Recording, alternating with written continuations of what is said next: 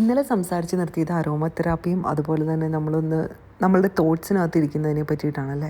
ഈ തോട്ട്സിൽ ക്ലാരിറ്റി കിട്ടിക്കഴിഞ്ഞ് കഴിഞ്ഞിട്ടുണ്ടെങ്കിൽ നമുക്ക് ചെയ്യാൻ പറ്റുന്ന അടുത്ത കാര്യമാണ് ജേർണൽ ചെയ്യുക എന്നുള്ളത്.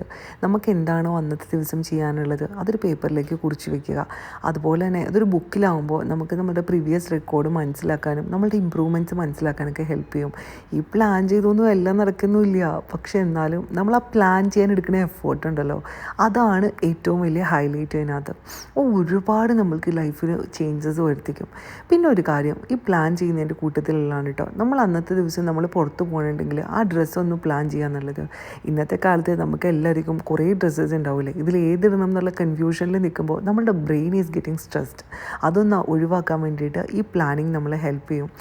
ഇനി അടുത്തത് ഷോപ്പിംഗ് ആണ്. നമുക്ക് ഭക്ഷണം കഴിക്കണമല്ലോ. ഈ ഷോപ്പിങ്ങിൽ ഞാൻ ചെയ്തിരുന്ന ഏറ്റവും വലിയ വിഡ്ഢിത്തരമാണ്, ഒരു ലിസ്റ്റ് ഉണ്ടാക്കിക്കൊണ്ട് പോകും, പക്ഷേ ഞാൻ വാങ്ങിക്കുന്നത് മുഴുവൻ ഈ ലിസ്റ്റിന് പുറത്തുള്ള കാര്യങ്ങളായിരിക്കും. ആൻഡ് ഈ ലിസ്റ്റിലുള്ളത് പലതും ഞാൻ വാങ്ങിക്കാറുമില്ല. ഇപ്പോൾ ഞാൻ ചെയ്യുന്ന ഒരു കാര്യം, എൻ്റെ ഫൈനാൻഷ്യൽ ഡിസിപ്ലിൻ്റെ ഭാഗമായിട്ട് ഞാൻ എന്താണോ മേടിക്കാൻ പോണേ അത് മാത്രം മേടിച്ച് ഞാൻ തിരിച്ചു വരും.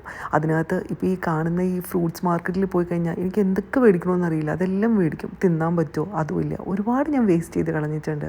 പക്ഷേ ഇപ്പോഴത്തെ എൻ്റെ ഈ ഒരു ഹാബിറ്റ് ഭയങ്കരമായിട്ട് എന്നെ ഹെൽപ്പ് ചെയ്യുന്നുണ്ട്, ഒന്നും വേസ്റ്റ് ചെയ്യാണ്ട് നല്ല രീതിയിൽ മുന്നോട്ട് പോകാൻ വേണ്ടിയിട്ട്. അതുകൊണ്ട് റൈറ്റ് യുവർ തിങ്സ്, അത് മാത്രം വാങ്ങിയിട്ട് തിരിച്ചു വരിക, അത്രേ.